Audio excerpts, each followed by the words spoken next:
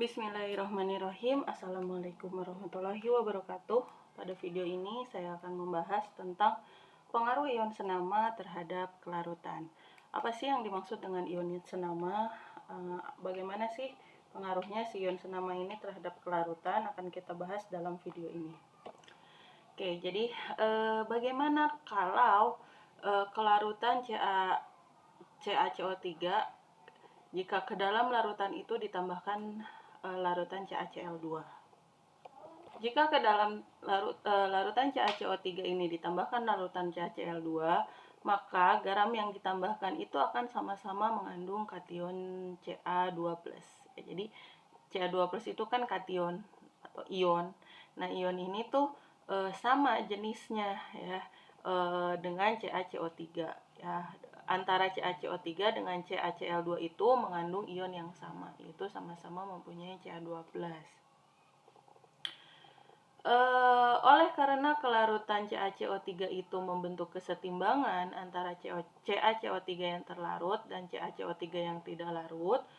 Nah, jadi si CaCO3 ini, jadi ini merupakan garam yang sukar larut, sedangkan CaCl2 ditambahkan kepada larutan ini. Ya, jadi CaCO3 ini merupakan suatu garam yang sukar larut, artinya dalam larutannya nanti akan terbentuk kesetimbangan antara si CaCO3 yang sudah larut dengan CaCO3 yang tidak larut. Nah, penambahan ion senamanya apa? Ca2+. Dari mana si Ca2+ ini? Dari si CaCl2. Nah, penambahan ion senama ini akan menggeser posisi kesetimbangan dari garam kalsium karbonat atau CaCO3.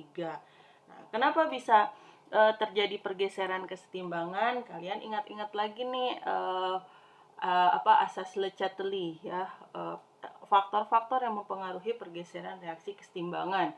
Yang pertama kan konsentrasi. Nah, konsentrasi itu bisa mempengaruhi pergeseran reaksi kesetimbangan.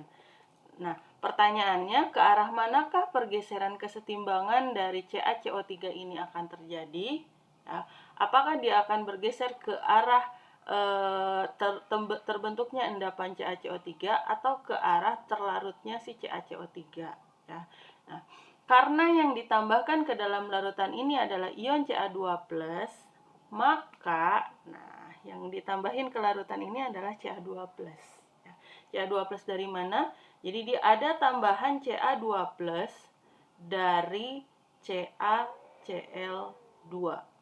Nah, adanya tambahan Ca2+ dari CaCl2 ini ya akan menggeser reaksi kesetimbangan ke arah garam yang tidak larut ya. Jadi kesetimbangannya bergeser ke sini.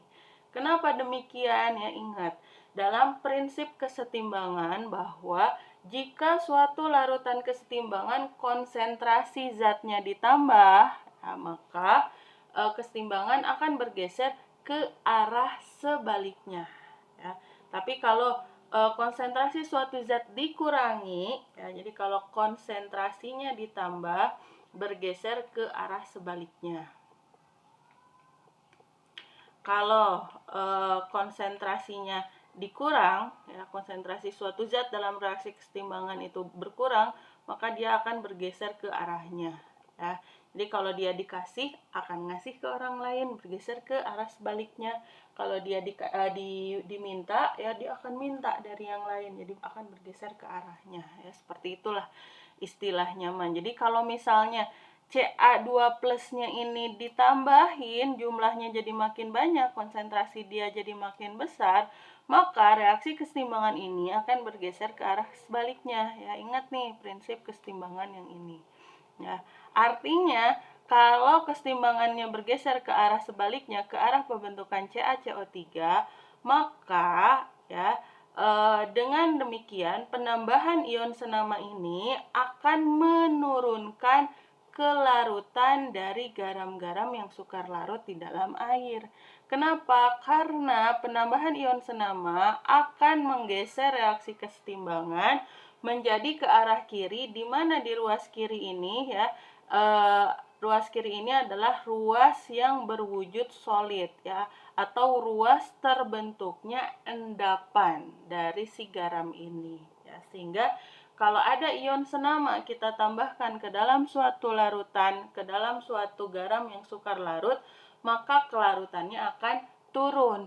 Kenapa kelarutannya turun? Karena reaksi kesetimbangannya akan bergeser ke arah pembentukan endapan, ke ruas kiri. Ya, jadi ionnya itu kan di ruas kanan, ya. Nah, ionnya itu kan wujudnya aquos. Nah, kemudian karena dia ada banyak, lebih banyak, tambah banyak, maka dia akan bergeser ke ruas kiri. Nah, di ruas kiri ini adalah ruas terbentuknya endapan. Nah, kalau bergeser ke ruas terbentuknya endapan, ya, ke arah zat yang membentuk endapan, maka endapannya makin banyak. Kalau endapannya makin banyak, berarti dia makin larut atau makin tidak larut? Berarti makin tidak larut. Kalau makin tidak larut, berarti kelarutannya itu naik apa turun? Berarti akan turun, ya. Sehingga intinya pengaruh dari ion senama ini dia nantinya akan menurunkan kelarutan dari garam-garam yang sukar larut di dalam air, ya.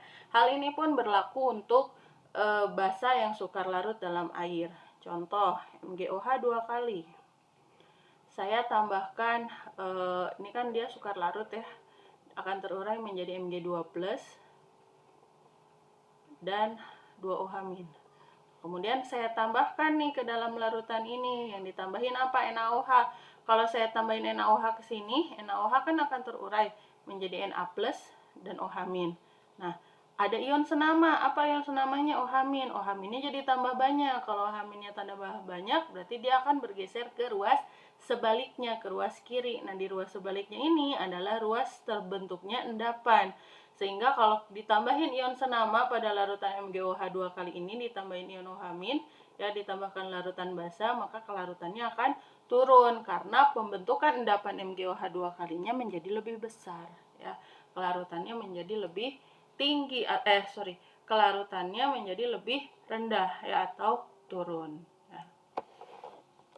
Oke, demikian ya penjelasan saya mengenai pengaruh ion senama terhadap kelarutan suatu garam ataupun basa yang sukar larut.